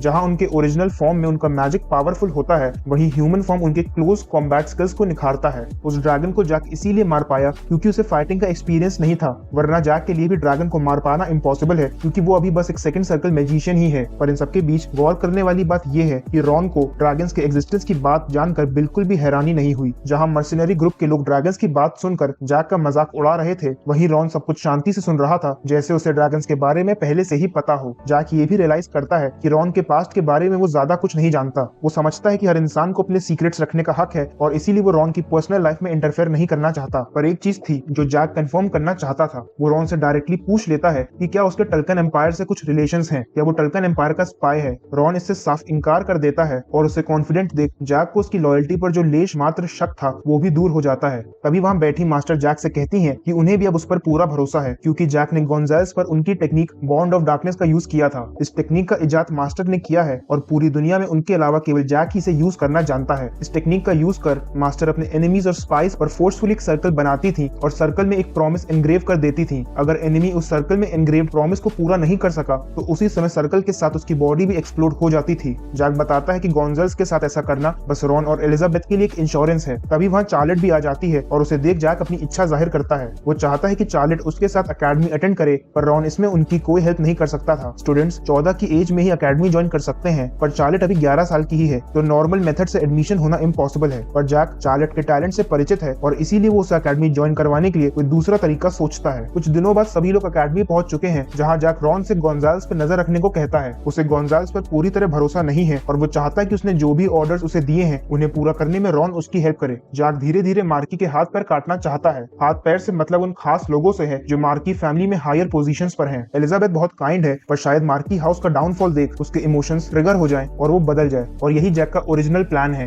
रॉन उनसे विदा लेता है और सभी लोग अकेडमी में एंटर करते हैं। उनके एंटर करते ही एक मेड जैक को इन्फॉर्म करती है कि डायरेक्टर उससे मिलना चाहते हैं। जैक डायरेक्टर से मिलने चला जाता है और हम देखते हैं कि उसके सामने अकेडमी डायरेक्टर रोमेल हैं, जो असेंबल सिटी के करंट ड्यूक के फादर भी हैं। जैक सोचता है कि ये जगह बिल्कुल वैसी ही है जैसे उसके पास्ट में थी। एक महीने पहले जब जैक अकेडमी आया था तब वो बहुत लाचार था। मार्की और फेलोन का टॉर्चर अब उससे सहा नहीं जा रहा था। उसकी ये हालत देख डायरेक्टर को उस पर तरस आ गया और उन्होंने हर संभव तरीके से उसकी हेल्प करने का प्रयास किया। फेलोन और मार्की जैक को मैच्योर होने से पहले ही मार देना चाहते थे, पर डायरेक्टर के इन्फ्लुएंस की वजह से जैक अकेडमी में सेफ था। पर एक महीने बाद जैक बदल चुका है और वो डायरेक्टर की हेल्प कर उनका कर्ज चुकाना चाहता है। वो कहता है कि वो एक बार उनकी जान बचाएगा, जिसके बदले वो बस एक चीज चाहता है। जैक के बिहेवियर में चेंजेस देख डायरेक्टर भी हैरान है कि कोई एक महीने में इतना कैसे बदल सकता है। जैक सोचता है कि भले ही डायरेक्टर के लिए एक महीना बीता हो, पर असल में वो टाइम में 20 साल पीछे आ चुका था। डायरेक्टर जैक की बातों में इंटरेस्टेड है और वो जानना चाहते हैं कि जैक उन्हें कैसे बचाएगा। जैक याद करता है कि पास्ट लाइफ में जब वॉर हुई तो टल्कन एम्पायर ने टेस्लन किंगडम को एक महीने में ही हरा दिया था। टल्कन एम्पायर की आर्मी में 30 मास्टर्स थे, जिनमें से आधे हाइब्रिड्स निकले, जिनकी बॉडी में ड्रैगन ब्लड और बोन्स को इम्प्लांट किया गया था। इसी के साथ उनकी आर्मी में कम से कम 1007 सर्कल नाइट्स भी थे। वहीं टेस्लन के पास केवल 2 मास्टर्स और कुछ हाई सर्कल यूजर्स थे। टल्कन एम्पायर टेस्लन किंगडम को 3 दिन में ही डिफीट कर देता, पर डायरेक्टर और उनके स्पेशल बैटल सोल्जर्स की वजह से ही टेस्लन एक महीने तक टिक पाया। अगर डायरेक्टर के साथ वो एक्सीडेंट ना हुआ होता तो टेस्लन इतनी आसानी से ना हारता, पर यह असल में कोई एक्सीडेंट नहीं बल्कि धोखा था। डायरेक्टर के सबसे खास और ट्रस्टेड साथी ने ही उनकी पीठ पर छुरा घोंपा था। ब्लूटस मार्को एक 6 सर्कल नाइट, जो कि अभी अकेडमी के स्वॉर्डमैनशिप डिपार्टमेंट का वाइस इंस्ट्रक्टर भी है, जो डायरेक्टर का बेहद खास है। वो असल में टल्कन स्पाई है। डायरेक्टर को जैक की बातों पर बिल्कुल भी विश्वास नहीं है। वो उसे अपने शब्द वापस लेने को कहते हैं और उसे ऐसा कुछ भी करने से मना करते हैं जिसकी जिम्मेदारी लेना उसके लिए असंभव हो। जैक जानता है कि वो क्या कर रहा है। वो डायरेक्टर से ब्लूटस को बुलाने के लिए कहता है और साथ ही में माफी भी मांगता है, क्योंकि शायद उनके सुंदर ऑफिस का नक्शा अब बिगड़ने वाला था। ब्लूटस डायरेक्टर के ऑफिस में आ चुका है, जहां जैक उससे कहता है कि उसने अभी तक बड़ा बेहतरीन काम किया, पर अब उसे टल्कन एम्पायर को और इन्फॉर्मेशन देने की कोई जरूरत नहीं है। ये सुन ब्लूटस के पसीने छूटने लगे, पर वो अपने इमोशंस पर काबू कर ऐसे प्रिटेंड करता है जैसे ये सब एक मजाक हो। वो कहता है कि शायद जैक का मानसिक संतुलन बिगड़ चुका है, इसीलिए वो एक इंस्ट्रक्टर को टल्कन स्पाई बता रहा है। ब्लूटस अपनी बात भी पूरी नहीं कर पाया कि तभी जैक ने एक जोरदार पंच से उसका मुंह बंद कर दिया। जैक कहता है कि एक स्पाई को इतना नहीं बोलना चाहिए और डायरेक्टर को इंटरफेयर ना करते देख ब्लूटस भी जैक पर अटैक कर देता है। जैक उसके अटैक को बड़े आराम से डॉज कर उसे एक और पंच करता है, जिससे इस बार ब्लूटस काफी घायल हो चुका था। जैक उसे टच कर एनालाइज करता है कि उसके 6 मैजिक सर्कल्स बहुत वेल मेड हैं। जैक उससे कहता है कि काफी मेहनत कर शिद्दत से बनाई गई चीजों को तोड़ने में बड़ा मजा आता है। ऐसा करने पर उस चीज के क्रिएटर को जो दुख होता है उसका अंदाजा लगाना बेहद कठिन है। जैक ब्लूटस से कहता है कि वो उस सबको सवाल पूछेगा और हर बार झूठ बोलने पर उसका एक सर्कल तोड़ दिया जाएगा। पहला क्वेश्चन था कि क्या ब्लूटस एक टल्कन स्पाई है। ब्लूटस कांपते हुए झूठ बोलता है कि वो स्पाई नहीं है। तभी जैक ने एनर्जी रिलीज करी और ब्लूटस का एक सर्कल तोड़ उसे 5 सर्कल नाइट बना दिया। ब्लूटस अभी भी सच नहीं बता रहा था, तो जैक कहता है कि नॉर्मली सर्कल टूटने पर कड़ी मेहनत कर उसे दोबारा बनाया जा सकता है, पर ये ऑप्शन ब्लूटस के पास नहीं है। जैक ने पहले ही उसे टच कर उसके हार्ट में अपना मैना डाल दिया था, जिससे जब भी ब्लूटस एक नया सर्कल बनाने की कोशिश करेगा तो उसे बहुत दर्द होगा। दर्द इतना असहनीय होगा कि मर जाना ही ब्लूटस को बेहतर विकल्प लगेगा। पर जैक कहता है कि अभी भी उसके पास सर्कल बनाने का एक और रास्ता है। अगर ब्लूटस अपनी बॉडी में ड्रैगन ब्लड इंजेक्ट कर ड्रैगन बोन्स को इम्प्लांट कर ले तो शायद वो दोबारा सर्कल बना सकता है। ये सुन ब्लूटस घबरा गया और उसने जैक से पूछ लिया कि वो इस सब के बारे में कैसे जानता है, पर ब्लूटस जैक के जाल में फंस चुका था, क्योंकि मेन बात यह है कि ब्लूटस जो टेस्लन अकेडमी का इंस्ट्रक्टर है वो टल्कन में हो रहे एक्सपेरिमेंट्स के बारे में कैसे जानता है। जैक कहता है कि अब तक तो ह्यूमन ट्रायल्स भी शुरू हो चुके होंगे और वो टल्कन के सारे गंदे राज जानता है। ब्लूटस उससे पूछता है कि वो असल में है कौन जिसे इतनी क्लासिफाइड इन्फॉर्मेशन के बारे में पता है। ये सुन जैक एक शैतानी मुस्कान देता है और अपने मैजिक से ब्लूटस के बाकी 5 सर्कल्स को भी तोड़ देता है। ब्लूटस बहुत बुरी हालत में है, पर अभी भी वो जैक को धमकाते हुए कहता है कि टल्कन एम्पायर उसे जिंदा नहीं छोड़ेगा और इन सभी इवेंट्स का उससे बहुत जल्द बदला लिया जाएगा। ब्लूटस को बड़बड़ाते देख जैक को गुस्सा आ गया और उसने उसे किक कर फाइनली शांत कर दिया। मैजिक सर्कल्स को तोड़ उसे अधमरा कर दिया। जैक भी ये जानकर हैरान है कि एक मामूली सा स्पाई ड्रैगन एक्सपेरिमेंट्स के बारे में इतना सब कैसे जानता है। प्रीवियस लाइफ में जैक को भी काफी कठिनाई से इन सभी एक्सपेरिमेंट एक्सपेरिमेंट्स का पता चला था क्योंकि टल्कन एम्पायर में ये हाईली क्लासिफाइड इन्फॉर्मेशन थी। जैक को लगा कि ब्लूटस से अभी और भी जानकारी निकाली जा सकती है और इसीलिए उसने उसे जान से ना मारकर उसे डायरेक्टर के हवाले कर दिया। डायरेक्टर रॉमल को भी अब विश्वास हो गया था कि उनके सामने खड़ा लड़का वो जैक नहीं है जिसे वो अभी तक जानते थे।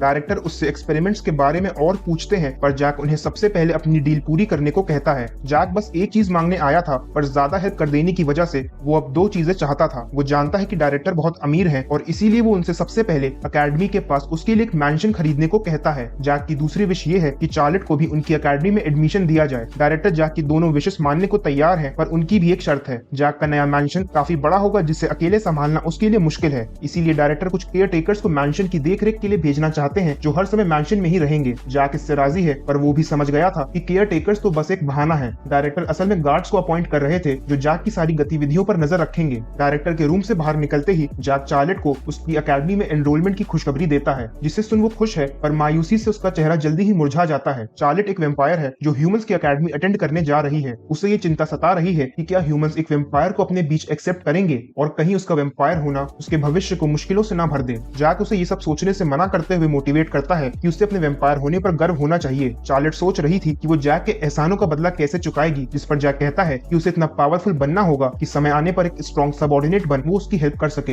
अकेडमी से बाहर जाते वक्त जैक और उसकी मास्टर की नजर किसी पर पड़ी। उन्हें एक हट्टा कट्टा स्वॉर्डमैन दिखा जो बेहद मेहनत कर ट्रेनिंग कर रहा था। जैक वहां से जाने लगा पर मास्टर उस स्वॉर्डमैन में इंटरेस्ट लेने लगी और वो लोग वहीं बैठ उसे ऑब्जर्व करने लगते हैं। जैक को मास्टर की इंटेंशन समझ में नहीं आई तो वो उस स्वॉर्डमैन की मैना सेंसिटिविटी को मेजर करने लगता है। जैक ने जो एनालाइज किया उसका यकीन करना उसके लिए मुश्किल था। वो स्वॉर्डमैन बस एक सेकंड सर्कल है जिसका पोटेंशियल फोर्थ सर्कल तक ही लिमिटेड है। पर जैक इससे हैरान है कि इतने मीडियोकर टैलेंट में मास्टर दिलचस्पी क्यों दिखा रही हैं। मास्टर जैक को ध्यान से ऑब्जर्व करने को कहती हैं क्योंकि वो कुछ मिस कर रहा था। वो स्वॉर्डमैन काफी थका हुआ है और उसकी बॉडी पर इंजरीज भी हैं। पर सबसे इंपॉर्टेंट बात यह है कि उसका मैना सर्कल एक बार पहले भी टूट चुका है। हम जानते हैं कि टूटे हुए मैना सर्कल को वापस बनाना कितना मुश्किल है, इसे लगभग नामुमकिन माना जाता है। पर उस स्वॉर्डमैन ने अपना टूटा हुआ मैना सर्कल खुद ही बिना किसी की हेल्प के बना लिया था। मास्टर उसकी हार ना मानने की जिद से इम्प्रेस्ड है पर केवल यही रीजन नहीं था। कहा जाता है कि ब्लैक मैजिक के 4 आधार हैं, मृत्यु, विनाश, दुश्मनी और बदला। ये स्वॉर्डमैन जो इतनी इंजरीज होने के बावजूद प्रैक्टिस में मग्न है, इसकी जिद के पीछे एक हेट्रेड छुपी है जो उसे मेहनत करने पर मजबूर कर रही है। जैक उस स्वॉर्डमैन से बात करने चला गया और उसे कुछ टिप्स देता है जिससे वो अपना पोस्चर सुधार बेहतर ट्रेनिंग कर सकता है। वो स्वॉर्डमैन अपना नाम थैनोस बताता है। हाँ, तुमने सही सुना। और जैक भी खुद को इंट्रोड्यूस करता है। जैक उसे पोशन देकर वहां से जाने लगा कि तभी थैनोस रियलाइज करता है कि शायद उसे नाम सुनने में कोई गलती हो गई। ऐसा इसलिए क्योंकि पूरी अकेडमी में एक ही जैक वॉलंटियर है जिसे मार्की हाउस का ट्रैश कहा जाता है। सभी लोग जैक को नकारा समझते हैं और इसीलिए वो पूरी अकेडमी में बेहद फेमस है। आगे हम देखते हैं कि जैक अपने आलिशान मैंशन पहुंच चुका है जो ड्यूक ने उसके लिए तैयार करवाया था। डायरेक्टर का भेजा हुआ एक आदमी जैक को मैंशन में वेलकम करता है और कहता है कि अगर उसे किसी भी चीज की जरूरत हो तो वो मेट्स को बता सकता है। जैक उस आदमी को देखते ही समझ जाता है कि वो अपनी असली आइडेंटिटी छुपा रहा है। वो आदमी असल में एक बहरूपिया है और उस मैंशन में जैक कई हाई सर्कल यूजर्स की प्रेजेंस को भी फील कर पा रहा था। जैक बिना समय गवाए उस आदमी से पूछ लेता है कि क्या वो एक स्पाई है। ये सुनकर वहाँ शांति छा गई और वो आदमी फाइनली अपनी आइडेंटिटी रिवील करता है। उस आदमी को समझ नहीं आया कि जैक ने इतनी आसानी से उसके बहरूपिया होने का पता कैसे लगा लिया। ये आदमी असल में टेस्लन किंगडम के मैजिक टावर का मास्टर बेलेमी क्रैग है। जैक बेलेमी को पहचान लेता है क्योंकि प्रीवियस लाइफ की वॉर में उसने डायरेक्टर की डेथ तक उन्हें प्रोटेक्ट कर उनका साथ निभाया था। बेलेमी बस यही देखने आया है कि आखिर वो कौन है जो डायरेक्टर से इतने महंगे महंगे फेवर्स ले रहा है। बेलेमी भी जैक से काफी इंप्रेस्ड है और उसके स्किल्स को देखते हुए वो उसे उसका डिसाइपल बन उससे मैजिक सीखने को कहता है। जैक बताता है कि उसके पास पहले से ही एक मास्टर है पर बेलेमी उसके पीछे ही पड़ गया था। मास्टर बेलेमी को इंटरप्ट कर उससे कहती है कि वो भी 9 सर्कल मैजिशियन है पर जल्दी ही वो 10 सर्कल पर पहुंचने वाला है। मास्टर रिवील करती है कि जब बेलेमी पिछली बार 10 सर्कल अचीव करने की प्रैक्टिस कर रहा था तब किसी ने उस पर अटैक किया जिससे उसका ये प्रोसेस अधूरा ही रह गया। बेलेमी ये देखकर हैरान है कि एक डॉल उसके बारे में इतना सब कैसे जानती है। मास्टर ने उसमें 10 सर्कल के ट्रेसेस देखे हैं और इसीलिए वो उसे प्रैक्टिस कंटिन्यू करने की सलाह देती है। मास्टर को थैनोस और बेलेमी की कंडीशन पर दया आ गई, जहाँ एक बिना कोई टैलेंट होने पर भी दिन रात कड़ी मेहनत कर रहा है तो वहीं एक को खुद के टैलेंट्स का अंदाजा भी नहीं है। मैंशन आने से पहले बेलेमी और डायरेक्टर बात कर रहे थे जहाँ उसे यकीन नहीं हुआ कि एक सेकंड सर्कल ने 6th सर्कल को बड़ी आसानी से हरा दिया। उससे जैक ज्यादा डेंजरस लग रहा था और उसे समझ नहीं आया कि डायरेक्टर एक स्टूडेंट की सारी डिमांड्स को पूरा क्यों कर रहे हैं। डायरेक्टर कहते हैं कि उन्हें जैक को देख ऐसा आभास हो रहा है जैसे उसकी हेल्प करने से टेस्लन किंगडम का भी भला होगा। मैंशन में मेट्स के अलावा एक शेफ और 5 बॉडीगार्ड्स हैं। सभी बॉडीगार्ड्स असल में डायरेक्टर के असासिन्स और स्पाइज हैं जिन्हें जैक पर नजर रखने को कहा गया है। जैक उन्हें उनका काम समझा देता है जिसके बाद वो चार्लेट असेंबल सिटी घूमने चले जाते हैं। अगले 5 दिन एक्सप्लोरेशन और एंटरटेनमेंट में निकल गए। अब अकेडमी जाने का टाइम करीब आ रहा था और इसीलिए वो दोनों हर रोज की तरह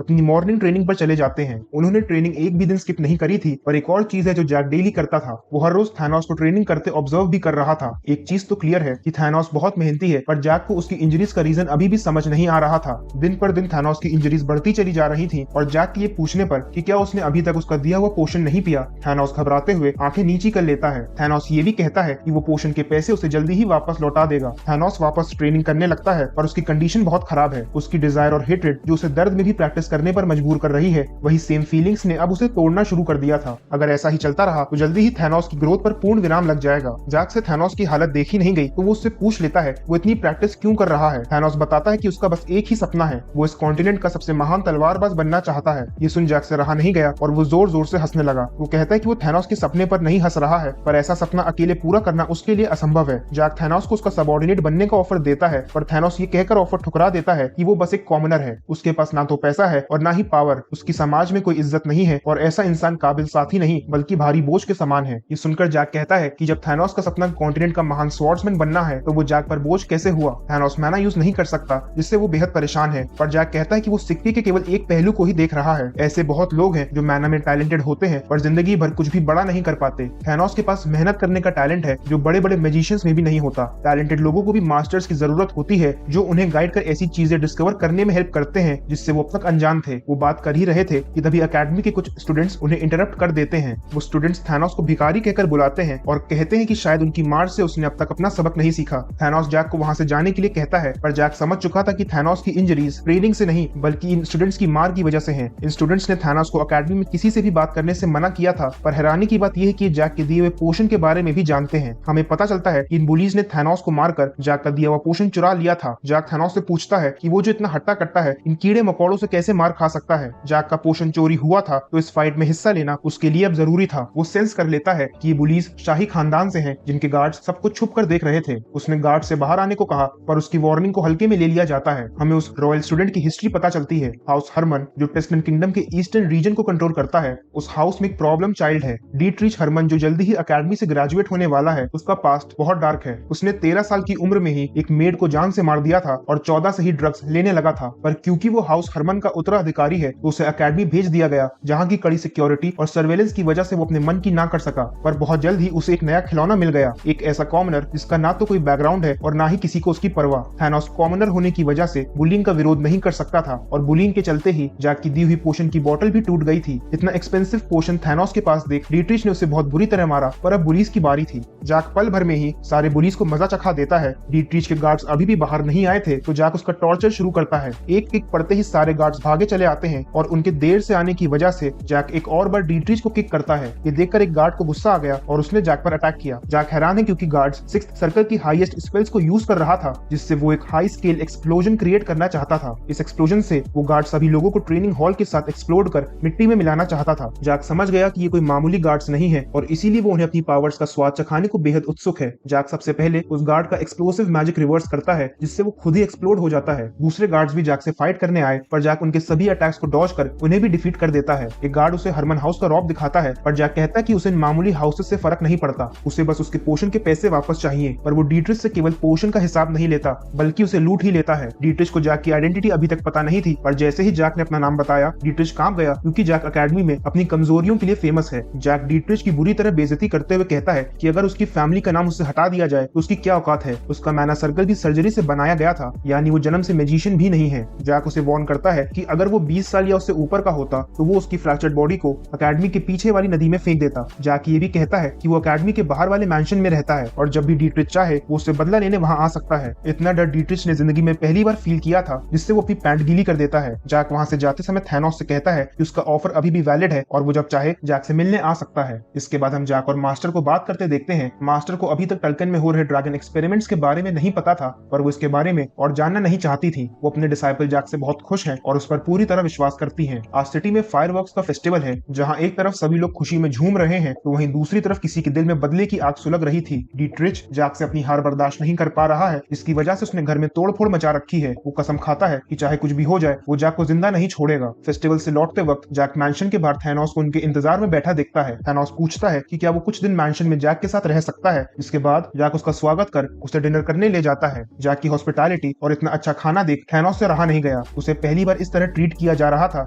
इसकी वजह से वो डिनर टेबल पर ही रोने लगता है। अगले दिन थैनोस बेहतर फील कर रहा था और जैक उससे कहता है कि वो जब तक चाहे इस मैंशन में रह सकता है। थैनोस जैक का आभारी है और अपनी ट्रेनिंग कंटिन्यू करता है। आज चार्लेट की भी ट्रेनिंग है और उसे अपना पहला मैना सर्कल बनाना होगा। ट्रेनिंग करते करते रात हो चुकी है और चार्लेट ने अपना पहला मैना सर्कल बना लिया था। नॉर्मली इतना आसान नहीं होता, पर जैक की वजह से ये पॉसिबल हो पाया था। उसने एक स्पेल कास्ट कर एक मैजिक एरिया क्रिएट किया जो एनवायरनमेंट से सारा मैना अब्सॉर्ब कर रहा था। एरिया में चार्लेट खड़ी थी और जैक ने सारा अब्सॉर्ब मैना उसकी तरफ डायरेक्ट कर दिया। इससे चार्लेट ने 10 घंटों में ही पहला मैना सर्कल क्रिएट कर लिया था। अकेडमी में जाने के बाद स्टूडेंट्स को पहला मैना सर्कल क्रिएट करने में 2 से 3 दिन लग जाते हैं। चार्लेट के अचीवमेंट से जैक खुश है, पर थैनोस उदास नजर आ रहा था। थैनोस खुद को चार्लेट से कंपेयर कर इंफीरियर महसूस कर रहा है। जैक उसका मन पढ़ लेता है और थैनोस यही कामना कर रहा था कि काश चार्लेट स्वॉर्डमैनशिप में कभी भी सफल ना हो सके। अपने मन की बात जैक के मुंह से निकलते देख थैनोस घुटनों पर आ जाता है और अपनी नाकामयाबी और ऐसी सोच की वजह से रोने लगता है। पर जैक को थैनोस पर पूरा भरोसा है। अपने ऊपर पहली बार किसी को इतना विश्वास करते देख थैनोस का भी दिल भर आता है, पर उनकी खुशी ज्यादा देर नहीं टिकती क्योंकि उनके मैंशन में कुछ बिन बुलाए मेहमान आ चुके हैं जिन्हें जैक सेंस कर लेता है। जैक थैनोस से चार्लेट को लेकर उसके पीछे आने को कहता है और अपने मैजिक से एनालाइज कर देखता है कि मैंशन के सारे गार्ड्स बेहोश हो चुके हैं। तभी हम देखते हैं कि कुछ हाई सर्कल यूजर्स के साथ डीट्रिच हरमन जैक से बदला लेने आ चुका है। हमें पता चलता है कि डीट्रिच ने एक गिल्ड मास्टर बेंटामॉन को अपने रिवेंज के लिए हायर किया है जो एक 9 सर्कल मैजिशियन है। उनका टारगेट केवल जैक है, पर थैनोस और चार्लेट अपने बॉस को प्रोटेक्ट करने आगे आ जाते हैं। जैक उनकी लॉयल्टी से खुश है और उनका सामना करना उनके बस की बात नहीं है। वो आगे आकर फाइट स्टार्ट करने वाला ही था कि तभी मास्टर उसे रोक देती है। मास्टर डीट्रिच के सामने है, पर वहाँ का माहौल कुछ बदलने लगा था। आज पूर्णिमा की रात है। मास्टर की आंखें ग्लो कर रही हैं और तभी वहाँ चांद की रोशनी से भी चमकदार एक एक्सप्लोजन होता है। हम देखते हैं कि इतिहास में खोई मशहूर जादूगरनी जिसके आगे मृत्यु भी सर झुकाती है, वो वैलेंटाइन मेलॉस 400 साल बाद अपने असली रूप में वापस आ चुकी है। ये मंजर देख वहाँ खड़े सभी लोग हैरान हैं और जैक सबसे पहले डीट्रिच से उसका कोट मांगता है। डीट्रिच हिचकिचाते हुए अपना कोट देता है, जिससे जैक अपनी मास्टर को बुरी नजरों से बचाता है। मास्टर ये रियलाइज करती है कि जैक ने उन्हें उस केव से इसीलिए आजाद किया क्योंकि वो उन्हें दिखाना चाहता था कि ह्यूमंस इतने बुरे नहीं हैं। वैलेंटाइन मेलॉस को पास्ट में एक ह्यूमन ने धोखा दिया था, जिसके बाद उन्होंने ह्यूमंस और बाकी रेसेस को अलग कर खुद को एक गुफा में कैद कर लिया था। मास्टर को अपने गलत डिसीजंस पर पछतावा है और वो जैक के आभारी हैं क्योंकि उसने उन्हें इस दुनिया को एक अलग नजरिए से देखने का मौका दिया। इस एहसान के बदले मास्टर जैक के सभी एनिमीज को कड़ी सजा देकर उसके रास्ते से हटाना चाहती हैं।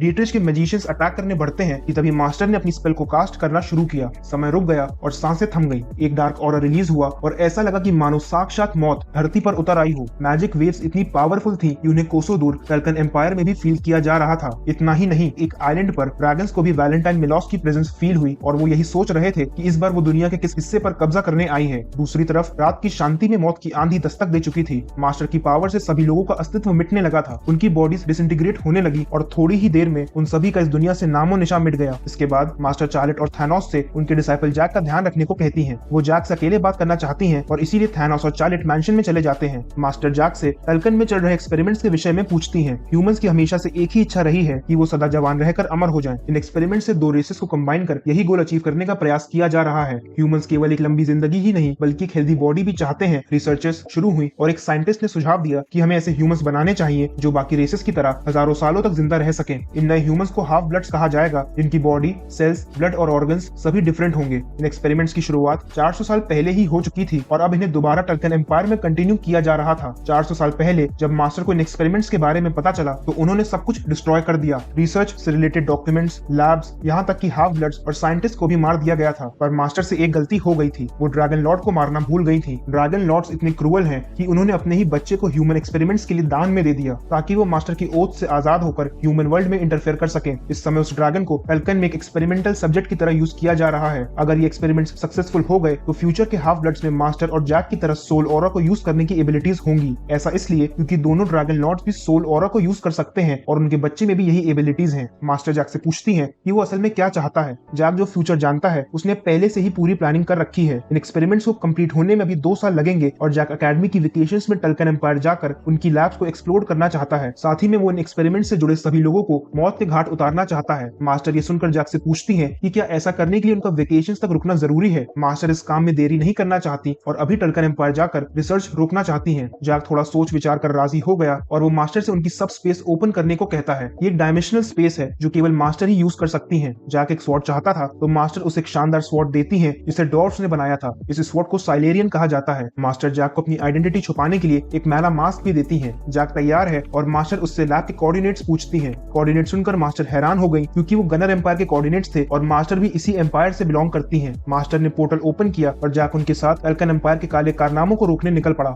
दूसरी तरफ एक अनजान ताकत हाफ ब्लड एक्सपेरिमेंट्स को क्लोजली मॉनिटर कर उन्हें जल्द से जल्द सक्सेसफुल होते देखना चाहती है।